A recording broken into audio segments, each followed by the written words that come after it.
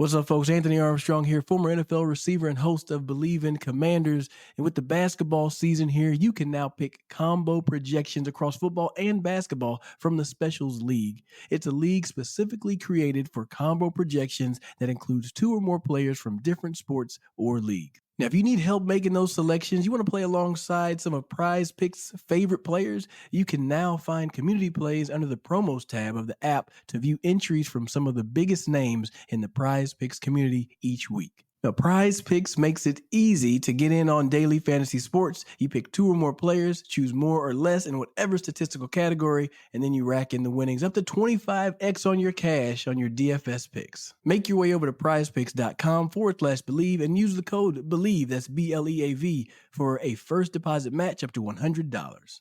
You must be present in certain states. Visit prizepicks.com for restrictions and details. Pick more or pick less. It's that easy. Prize Picks. Every team, every topic, everywhere. This is Believe.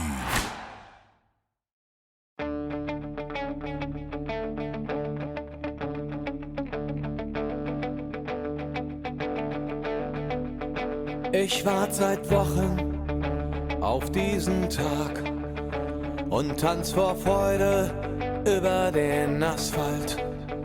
Als wär's ein Rhythmus, als gäb's ein Lied, das mich immer weiter durch die Straßen zieht. Hello and welcome to Gegenpressing, the German football podcast from the Football Grad Network. As you probably realise, I'm not Bryce Dunn. He's not here because it's me and Manuel Veth, and we're doing a quick, well, we think it's going to be about 30 minutes transfer day roundup in Germany. So, Manu, hello, how are you? I'm pretty good. Happy the window is shut. Maybe I'll get my life back. Did you participate in any transfer deadline day shenanigans like they did in Germany? Have you worn a yellow tie or a yellow jumper or yellow trousers, or have you just stayed completely normal? I was pretty much just glued to my computer, Chris. So Good, okay. That's pretty normal, I guess. Yeah, well, yeah, Sky UK tweeted out that they wanted everybody to wear yellow for transfer deadline day, and I see the German Sky account, they've all gone yellow as well. Just wondered if you'd partaken in it. Evidently not me either. Right, we should just jump in, really, shouldn't we? Let's start with the league leaders then. Borussia Dortmund, who obviously have brought in Leonardo Balerdi from Boca, but it's probably who's gone out that's worthy talking of the most. Yeah, is this a transfer saga? Do we actually know it's completed, Chris, with Shinji Kagawa? No. The last thing I saw is he got off a plane in Istanbul on a private jet because Shinji Kagawa had an agreement with Hanover. Well, Dortmund and Hanover had an agreement, and then all of a sudden Kagawa's on a plane to Istanbul. Apparently it's up to him. And I've not seen anything confirmed as yet, and it's 27 minutes past 6, so the window's been shut nearly 90 minutes. I haven't seen anything, have you? I know that Hanover said they didn't land this deal, mostly because Kagawa landed in Turkey. I don't know if he's actually signed for Besiktas. Remember Grosskreutz? I think that's a year ago. He went to Turkey last minute deal, and then the paperwork and everything, and he was basically already an outgoing player, but Galatasaray didn't hand in the paperwork on time, so he basically couldn't play for half a year. This sounds very familiar, but to be honest, small dick to Hannover, the current situation that they're in, I would have gone on a plane anywhere in the world too, if that was the transfer offer on the table. Yeah, so the last thing that I've seen from Turkey is Kagawa was supposed to move to Hanover.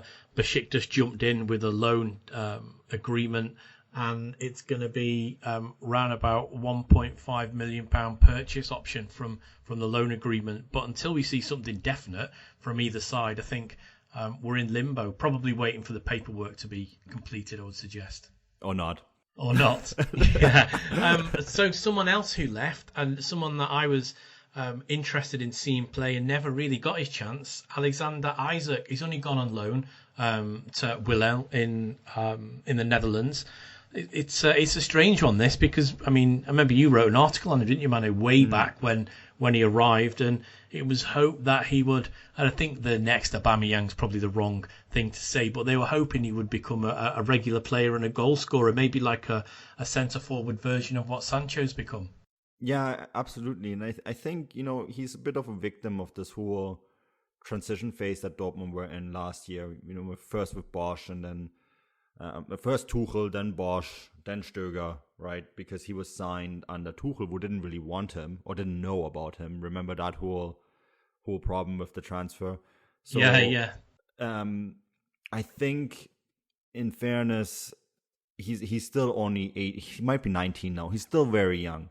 And at that age, they just need to play. So I wouldn't really completely write this deal off at all. But for him to go out to the Netherlands, the Eredivisie is great for strikers. They love developing strikers there. It's a league where strikers get lots of opportunities to play and lots of opportunities to score goals. So I wouldn't write him off completely yet. I think he just needs to play. And obviously in the Dortmund side that they have in right now, he's not going to get that playing time simply because, you look at up front, Götze and Paco Alcázar are sharing the duty as the one nominal striker at the moment. I can't really see Dortmund having any room for him to play. So giving him that opportunity, I think, is the best thing they could have done. Yeah, it is, and we'll wait and see if he comes back or if he has an outstanding season and makes a permanent move. We'll wait to see. But I suppose the main transfer for Borussia Dortmund has been Christian Pulisic, who has gone to Chelsea, but he now remains at Dortmund on loan until the end of the season. And I suppose Sebastian Rode has also gone out to Eintracht Frankfurt. We'll get onto Frankfurt in a bit, but I'm still of the opinion that this move for Pulisic is still good for Dortmund predominantly. Not so sure it's good for Pulisic now with what's going on at Chelsea. They were absolutely hammered last night, 4-0 at Bournemouth. Sarri kept his players in for well after an hour after the final whistle, talking through things or maybe shouting through things. So I think this is going to be one to keep an eye on. Is Christian Pulisic even going to play for Sarri? We wait to see. But as the deal has progressed these last few weeks, I've gone now to think that this is more of a win for Dortmund than a win-win for Dortmund and the player. Well, and he hasn't played for Dortmund in the last couple of games. He has played, but he's not starting anymore, right? And you look even when Royce was injured in the first game after the winter break against Leipzig, many would have suspected, okay, well, Pulisic is now going to come in. Even then, he didn't make the starting 11. He seems to have fallen behind the pecking order, even behind Philip at the moment, who we thought maybe could be leaving the club. So it's an odd situation, I think, for Christian Pulisic, because I'm still of the opinion his development has stalled. And yes, a move away might rekindle that development, but at Chelsea, I'm not so sure. Yeah, me either. I think that's only time will tell if it was a good move or not for Pulisic, but I think it's a fantastic move for Dortmund with them getting, a lot of money, 65 million euros for what is in essence a fourth choice player. So that's pretty much Borussia Dortmund done. So then the challengers, current champions and challengers for this year, still a little bit behind Dortmund in the pecking order, is Bayern, who, from my perception as a complete outsider on this one, Manu, I think they've had a dreadful transfer window, linked with two very, very big players, two very good players, Hernandez and Hudson-Odoi, and neither of them have come in. This for me, and I'll be interested to hear your opinion on this, Bayern have sort of done an Arsenal in this transfer window, and by that, when Arsenal had Arsene Wenger, they very much were linked with a couple of big signings. They made bids that didn't really fit. The club didn't sign anybody apart from a couple of youth projects, which seems to me as what's happened here in Bayern. They've gone for some really big players. Okay, they've got Alphonso Davies, but with Hernandez and Hudson-Odoi, there was a lot of noise behind it, and they haven't got it. They've just brought in a couple of youngsters from the States. Yeah, so Rummenigge said today that he had a phone call with Hasan Salihamidzic and found out that there's not going to be incoming transfers. It's a quote that raised some eyebrows and has been the butt of jokes you can imagine in Munich. Süddeutsche basically just quoted him and ended it with that was the direct translation, and that's it doesn't really speak well, I think, of Hasan Salihamidzic. I think it's okay not to land your transfer targets, Chris, but they've been so aggressive about it. Lucas Hernandez, they were really, really aggressive about, right? And then they sort of backpedaled, said, oh, we don't want to upset Atletico by triggering this release clause. And then they went really aggressively after Callum Hudson-Odoi. And they're still certain that they're going to land this player. We had a discussion about this off the pod, and we're both not so sure anymore, because why would Chelsea change their mind from here to the summer? And will Bayern wait until 2020 until the contract is up? I don't know, right? I don't know if it's worth to wait that long. And for me, I think Salihamidzic was so certain and so aggressive about all these deals, and the Bayern board was almost kind of like letting him do his own thing. I don't know if going forward he will have that kind of freedom in his transfers, because he basically played the Bayern tone but did not act Bayern-like in the transfer window. Yeah, I'm completely with you on this. Salihamidzic, who is on Twitter, believably, you don't see many high-ranking club officials on Twitter, but he is following on Brazzo. You can see how many people he hasn't announced this transfer window. I personally think he's had a bit of a stinker, and you're quite right, because clubs go after players all the time publicly, and sometimes they don't get them. But the way that Bayern went after these two really high level, like you said, and they haven't got either. As we chatted off the pod, and I said Manchester City or PSG, I think they get both of these players because they're aggressive. I think PSG and City would have just gone straight to La Liga and said, here's Hernandez's release clause, thanks very much. And I think they would have done a deal with Chelsea in order to get Hudson-Odoi. I know the reports in England are that the Hudson-Odoi deal angered Chelsea because it was so public. But for me, I think he's had a poor window. And you're quite right. Leipzig haven't gone back in for Lookman. So what makes you think that Bayern are going to go back in for Hudson-Odoi? Will he get his chance at Chelsea? Probably not, because he wasn't given a chance yesterday. He didn't even make the match day 16. So he looks like he's not getting game time there at the moment. I would have expected, though, for them to announce a deal has been agreed for the summer, and even that hasn't happened. So, yeah, Bayern Munich, it's a bit of a strange one, but maybe let's talk who they have brought in predominantly. So someone you know quite well, Manu. They signed first of all, Alphonso Davies, that deal is done, right? We talked about that plenty.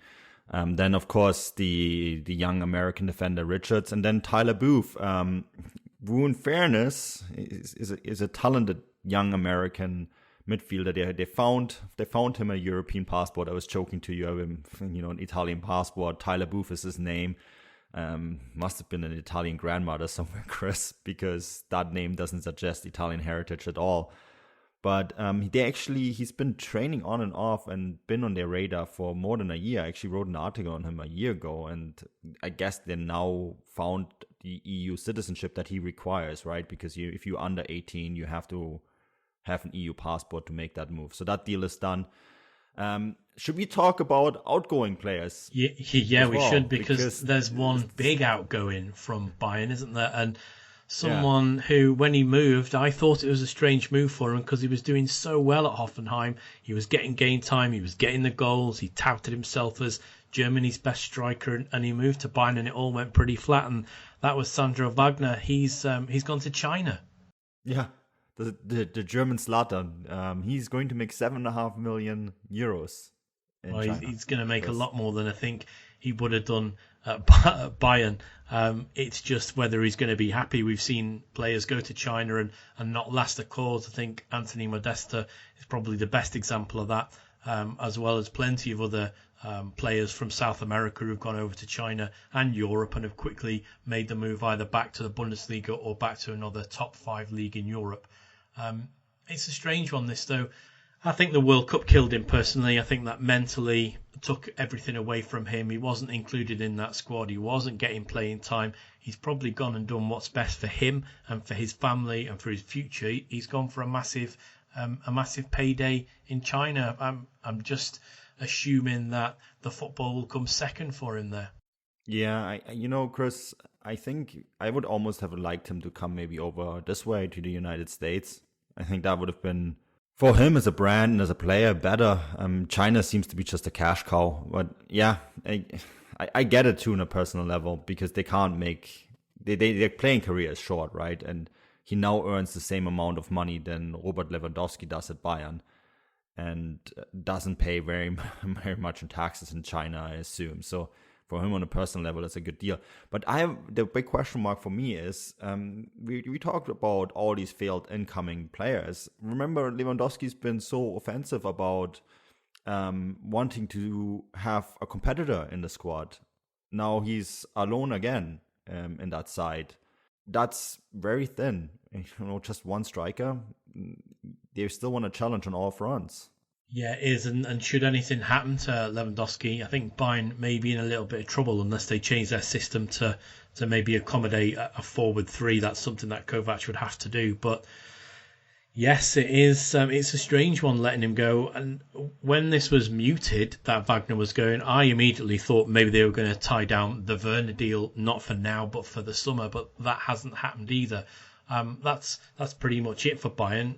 Next on the list is Borussia Mönchengladbach, who have had no one come in, and they've just sent Laszlo Benes out on loan to Holstein Kiel. So we probably don't need to talk about Gladbach, but we will move on to Leipzig, who have brought in Tyler Adams and Hidara. Also brought in Wolf, but not till next summer. That deal's been agreed with Salzburg now.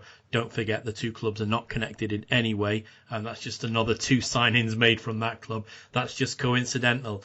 Felix Bezadov has been released, so we probably don't need to chat about him. Let's talk a little bit about the two that have come in, Adams and Hidara. I love the Adams signing. I got to see him quite a bit over here, and I wrote a big story about him in, I think it was in September, when it pretty much became apparent that he was going to Leipzig. Similar to the Salzburg club, Leipzig and New York are not attached in any way. So basically he was just called up, right? But I love that the 90 minutes he played this weekend, Chris. He looked like he was at home at Leipzig, and I assume it will be the same for Haidara, and it will probably be similar for Wolf. I mean, Haidara, he's injured at the moment. He has an ACL injury that will keep him out likely until March. They decided to conclude this deal anyways because he was going to come in the summer otherwise. So I guess it doesn't really matter because their big medical facilities are all at the Fuchel am See anyway. So all the Red Bull clubs, including Red Bull athletes, they have big medical facilities in Fuchel am See in Austria. So I guess it doesn't really matter if he does that in a Salzburg shirt or a Leipzig shirt. They're pretty much the same, right? So I guess they wanted to bring him in early and then maybe slowly feed him into the system. And I'm really excited about Haidara. He's another player that I've seen live a few times when we covered Salzburg. So I'm really, really, really much looking forward to see him play. And I think together with Adams, Haidara, Wolf next year, they're going to have a really exciting midfield. They will, and yes, they're all Red Bull related, so we probably won't linger on that because we both enjoy going there and drinking copious amounts of free Red Bull, so we won't want to upset anybody there. Let's move on to Wolfsburg, who haven't had anybody come in for a team that's trying to fight for top four. I think that might be a little bit, but they have had a few people go out, most notably Bruma's gone to Schalke, and every commentator and journalist's favourite player, Jakub Blaszczykowski, has been released. Blaszczykowski. It was close, wasn't it? It was close. It was close. Just call him Kuba. That's what that's the short form. Interesting. He's gone back to Poland. He was supposed to sign for Wisla Krakow. That club went belly up, bankrupt, because the investors pulled out. And he's actually now one of the owners and going to play for the club. Yeah, I saw that. Well. That's got a really nice backstory to it, hasn't it? He's going to plough his own money in and help keep the club afloat, which I think is a rarity these days. And he must have done well saving all his money. He's not spent it on gold Ferraris or Lamborghinis. He's going to plough it back into a local club in a local town, which I think's great for him. That's Wolfsburg done and dusted. And now let's move on, I think, who I'm going to christen the big winners of transfer deadline day, and that's Eintracht Frankfurt. They've had a lot of people come in and a lot of people go out. A couple of lower names have gone on loans, etc. But we've had a couple of big moves, one mainly to Liga MX. And I think it's the incomings that we should talk about. Let's start with the latest one, Manu, Tuta. Yeah. So I spoke to someone in Brazil about this, Gustavo Hoffmann, who we both chatted to, and I've met several times. He is the ESPN correspondent for Brazil. He's I think he imagine him as the Rafael Honigstein of Brazilian football. And he lives in Sao Paulo, so I was able to chat to him about this because this is a very unknown player. He's very young. He's predominantly played in, you know how in Brazil they have a national championship, but then all the different regions play a regional championship on top of that, and that's where he's mostly played. So this is what Gustavo told me. He's a promising defender.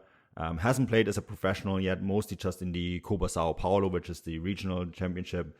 But he's considered a very good, talented ball-playing defender. Very tall, still needs to work on his strength, which fair enough. In his age, coming over to Europe, that makes sense. But yeah, I think when you look at what Bobic usually does, he's very good at identifying players like that. And they only paid 1.8 million euros for him, Chris, which for a Brazilian player in the current market is not a lot.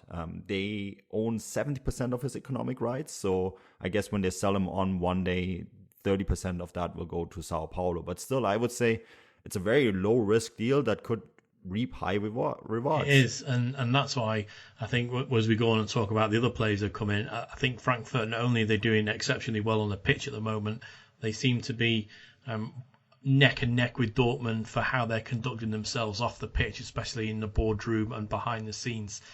They also brought in someone from AS Monaco, Torre. What can you tell us about him, Manu? So again, I had to speak to someone else about him because I didn't know that much. And in this case, I went to Thomas Farines, who a lot of our Football Grad listeners know, because he follows the French league very closely. He's French Brazilian, so I could have probably asked him about Tuta as well. But yeah, he says he's very highly rated, athletic defender. Would have been very difficult to get for Frankfurt if Monaco didn't have all these problems. I mean, this is a club that fired Jardim, brought in Henry, and then fired Henry and brought back Jardim as a coach. And as a result, there has been a big turnover of new players coming and going. So they kind of missed out on signing Touré to a new contract. And as a result, he would have been without a contract in the summer. So Frankfurt got him for almost next to nothing. And he's a national team player of Mali. And yeah, Thomas Farines just told me great signing for Frankfurt. So once again, Bobic went in, he saw an opportunity and he took it. He did indeed, and he's also taken the opportunity to bring in two players on loan who we both know very well. Martin Hintergerger from Augsburg, who I saw crowned on Twitter as the new FC Hollywood for reasons we'll go into when we get to them. But they've also brought in Sebastian Rode from Borussia Dortmund. It seems that they're filling their squad with players with a little bit of knowledge, a little bit of experience, because I know we've said on the full Gegenpressing podcast that we think the Champions League might be a step too far for them, but it looks like they're starting to build maybe towards that next season or the season after. Yeah, it definitely looks like that. Rode actually, he played this weekend and you didn't really notice it at all, which when you consider his position as a central defensive midfielder, it's a good thing, right? That's the kind of position where you don't notice a player. That's what you wanna have. So he fitted in right in this Frankfurt side, despite not playing very much for Dortmund. So I actually think this is a good signing. And yeah, Martin Hinteregger. Should we talk about this now, or should we wait until we actually get to I think we should make people wait until we get to Augsburg. And okay, because this is a good story. And we should probably tell people if they're listening now, just go and put some popcorn on. If you just walk with your podcast player and your earphones in, go and put some popcorn on. And by the time it's ready, you'll be ready to sit down and eat it and listen to Augsburg's story. Before we move away from Frankfurt, let's chat about one major departee, really. Salcedo has gone to Tigres, another club who you and Bryce know well from covering Mexican football. Yeah, he wanted to go home for personal reasons. This is not. This has nothing to do with financial aspects. Although Frankfurt did get a nice sum, they got 9 million euros for him in the end, which is good money. I think they only signed him for 4.5 million. So they made money on this deal, but they didn't really want to let him go. But Carlos Salcedo, they didn't specify what exactly it was, but he wanted to go home. So said, okay, fine, if the good offer comes in, which it did. Tigres is a very good club in Mexico, a club that wins a lot of titles, and is basically the most successful club in the last 10 years in that country, and also the richest club. So they made him a good offer and gave him the opportunity to go back home. And I'm pretty sure that Carlos Salcedo wants his whatever it is that he had to take care of at home, that we'll probably see him again in Europe, because he's a very good defender. Yes, and that's pretty much it really for Eintracht Frankfurt. Nikolai Muller has gone to Hanover on loan. We'll wait and see if he can rescue what looks to be a doomed situation there, or help rescue a doomed situation. So let's move on to Hoffenheim. They've only brought one incoming at the moment. Lucas Ribeiro dos Santos has come from Vitória. What do you know about him, Manu? Yeah, so again, I had to use our Brazilian connection here because I did not know much about him. I know that Hoffenheim love to sign Brazilians, and this is number 15 that they sign. We can get anything delivered, from furniture to toilet paper. And now, adult beverages with Drizzly. Drizzly lets you compare prices from local liquor stores on a huge selection of beer, wine, and spirits, then get them delivered right to your door in under 60 minutes. And right now, Drizzly's giving all new customers $5 off their first order. Just enter promo code EASY5 at checkout. Download the Drizzly app or go to drizzly.com. That's DRIZLY.com. It wouldn't be the holiday season if there wasn't candy, right? Celebrate the holiday season with the Holiday Crush. They've sprinkled candy with a holiday theme and fun-packed challenges every week for 5 whole weeks, finishing on January 4th. The more challenges you complete, the better your chances of unwrapping delicious rewards. So, are you ready to crush the holidays? Play the Holiday Crush now. Download it from the App Store, Google Play, or Windows Store for free. Terms and conditions apply. A lot of the listeners, of course, know one that they brought in initially from Brazil, a relatively unknown attacking midfielder who is now shooting the lights out in the Premier League. Firmino, yeah, right? He's doing all right. Yeah, he's doing all right. I think they discovered him all the way back in the Brazilian second division, actually. So this is a club that really knows what they're doing. And Ribeiro is a very, very good defender from what I've heard. So Gustavo hooked me up with a source in Salvador, where Vitória, the club that Ribeiro played for, is based. And basically, Vitória, they got relegated last season from the Serie A to the Serie B. And because of that relegation battle, they didn't trust any of their top players and actually played Ribeiro for most of the games towards the second half of the season. I then looked at his stats, and despite him playing for a team that was going down, he played really well. He was one of the best defenders despite only being 18 years old. So I think Hoffenheim, once again, they looked at the Brazilian market. They saw a player that has a lot of potential. Like we said earlier with Tattoo, this is going to be one that's not going to have an impact right away. I could even see them loaning out Lucas Ribeiro maybe next summer, send him like similar to Joe Linton, right, who they sent to Austria for 2 years to learn the language, to play a similar style of football, and then he came back, and Joe Linton has been excellent. And I think they could maybe do something similar with Lucas Ribeiro, who looks like a really good defensive talent overall. And Hoffenheim have had some outgoings, and we'll get to them for their particular clubs when they get there. But Akpukmug has gone to Hanover. Vincenzo Grifo has gone back to Freiburg. We can chat about that when we get to Freiburg. And then the other one of probably main note is Steven Zuber has gone to VfB Stuttgart, or VfB Stuttgart even.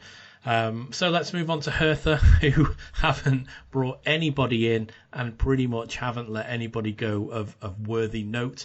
And the same for Bayer Leverkusen, which is a strange one for me, because although they've got a good squad, I would have thought Bosch would have maybe tried to bring someone in, Manu. So I'm a little surprised that Leverkusen haven't seen any activity today, or in fact the whole of the month.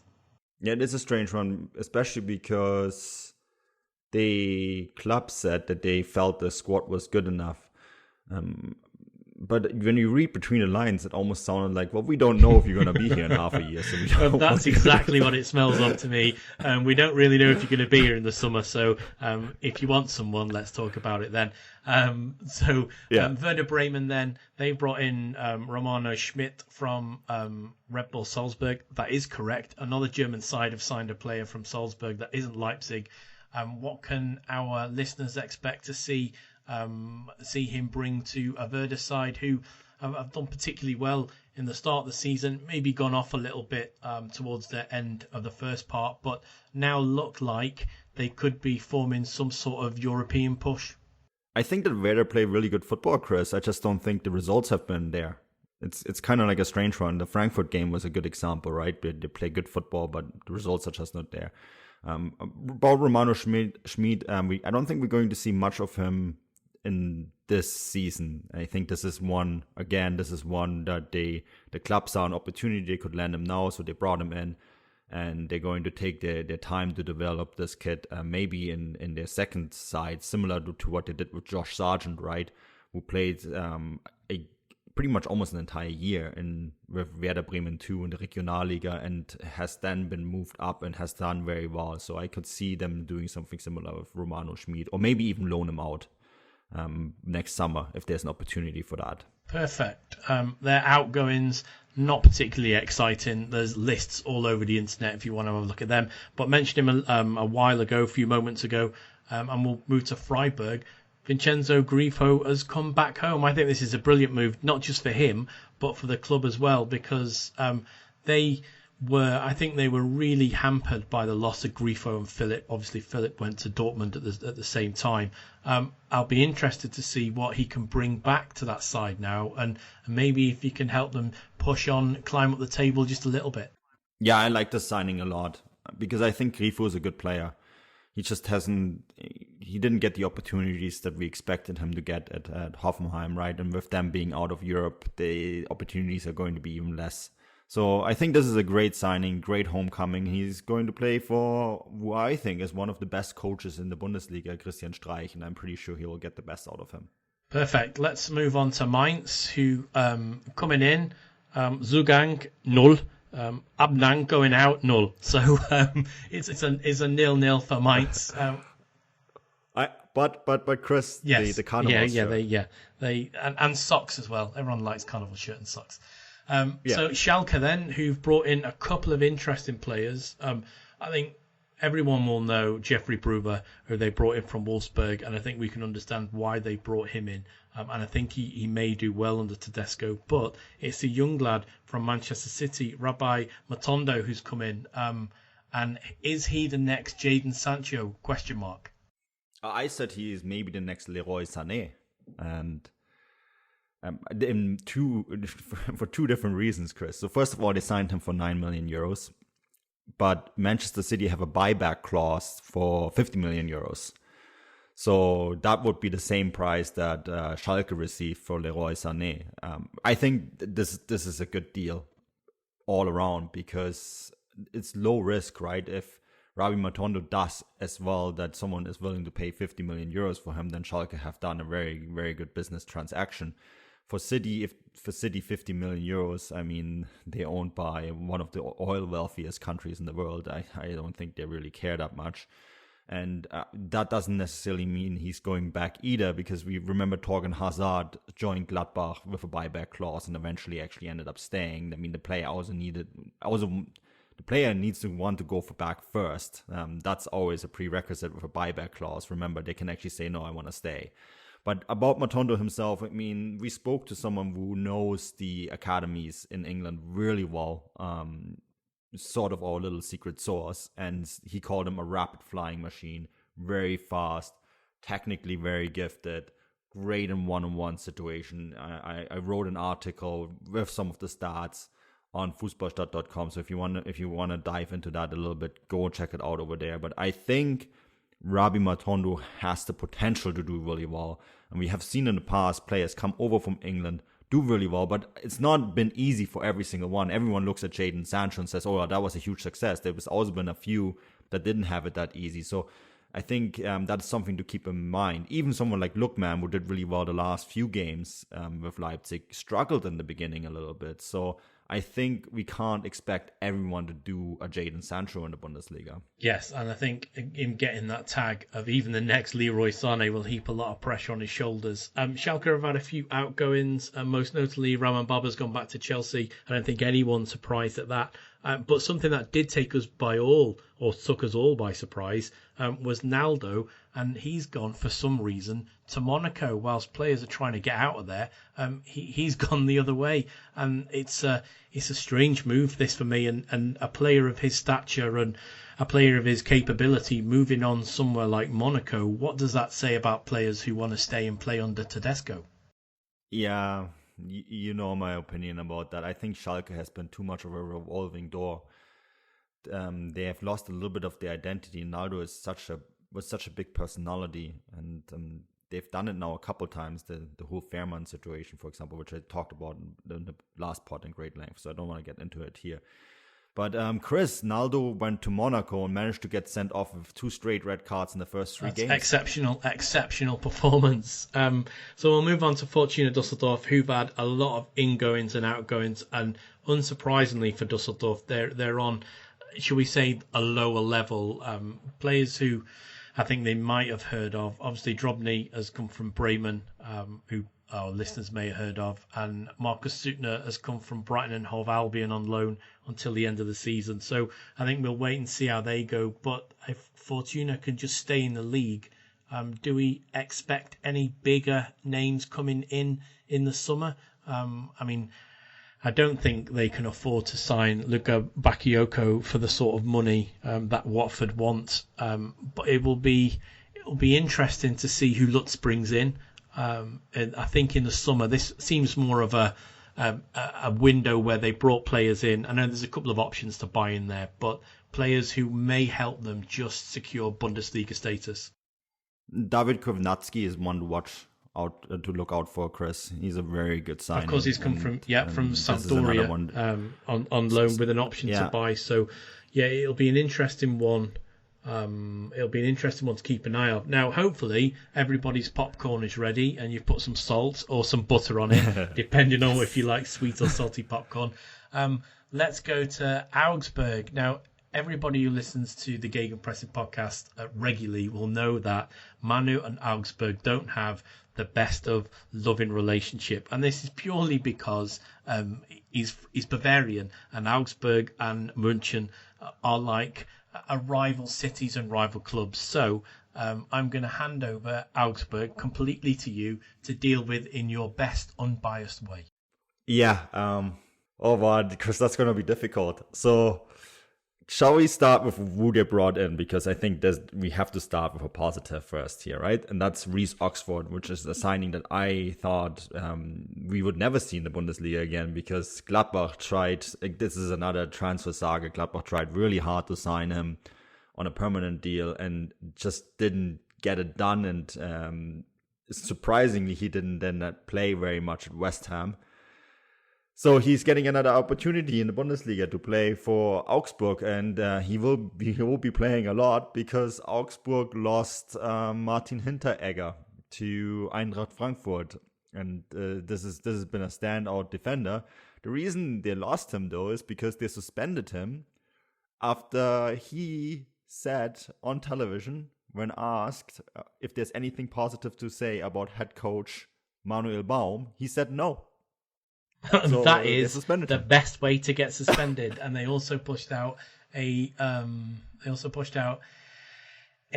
press statement as well to that effect. Yeah, it's been a strange time for Augsburg, but like you, I am shocked, and shocked is probably the best word, that they've brought in Reece Oxford. I can only imagine that the people over in Gladbach, Erbel, etc., even Hecking as the coach, will be thinking, how have they brought in Reece Oxford when we wanted him so badly? Jens Lehmann, new assistant coach at Augsburg. Speaking of drama, we'll get lots now. In what way? Jens Lehmann, have you ever? Yes, I have seen him as a television commentator, and I've also seen him from his time when he was at Arsenal. He is quite outspoken. I'm just thinking, can you be? If anybody has got no idea and is looking for maybe well, he's not British or English, he's Irish. Let's say he's a bit Roy Keane-ish, so he will say exactly what is on his mind. Yes, and he will tell you exactly what he's thinking, and he doesn't care if you're upset by it or not.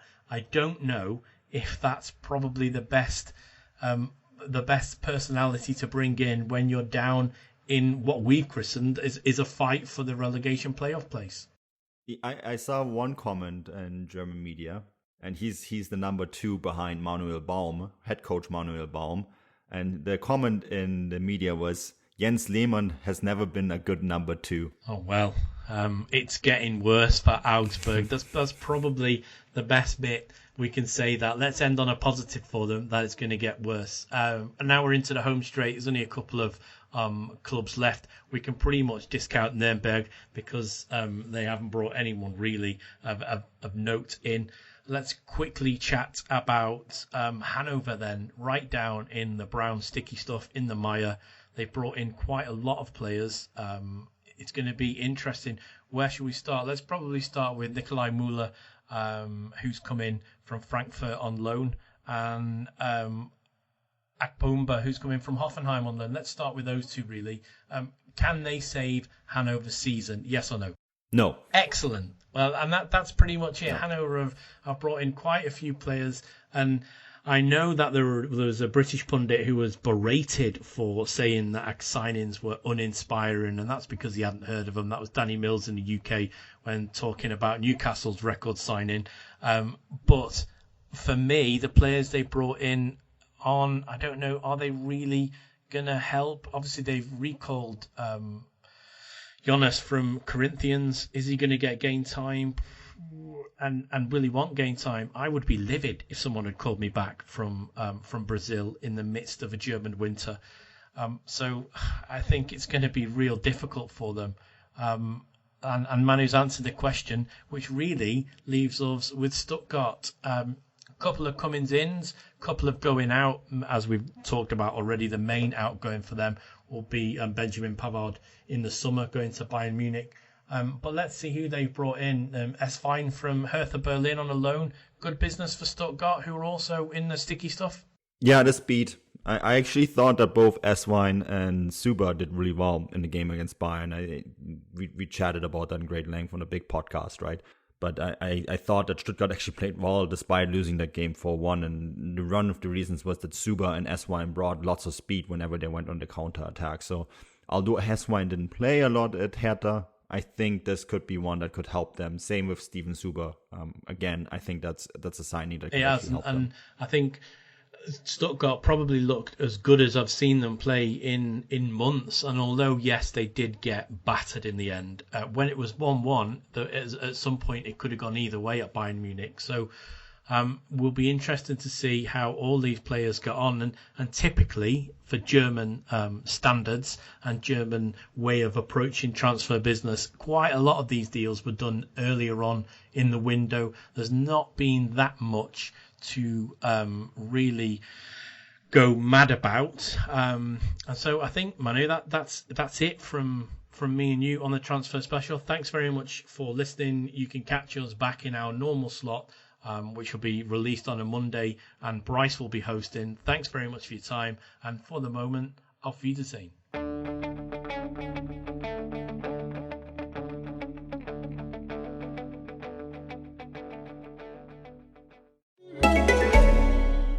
It wouldn't be the holiday season if there wasn't candy, right?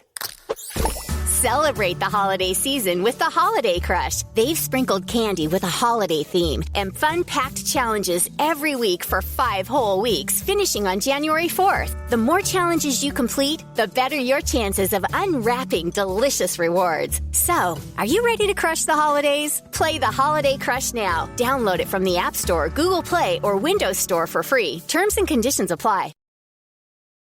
What's up, folks? Anthony Armstrong here, former NFL receiver and host of Believe in Commanders. And with the basketball season here, you can now pick combo projections across football and basketball from the Specials League. It's a league specifically created for combo projections that includes 2 or more players from different sports or leagues. Now, if you need help making those selections, you want to play alongside some of Prize Picks' favorite players, you can now find community plays under the promos tab of the app to view entries from some of the biggest names in the Prize Picks community each week. Now, Prize Picks makes it easy to get in on daily fantasy sports. You pick 2 or more players, choose more or less in whatever statistical category, and then you rack in the winnings up to 25x on your cash on your DFS picks. Make your way over to prizepicks.com/believe and use the code BELIEVE, that's BLEAV, for a first deposit match up to $100. You must be present in certain states. Visit prizepicks.com for restrictions and details. Pick more or pick less. It's that easy. Prize Picks.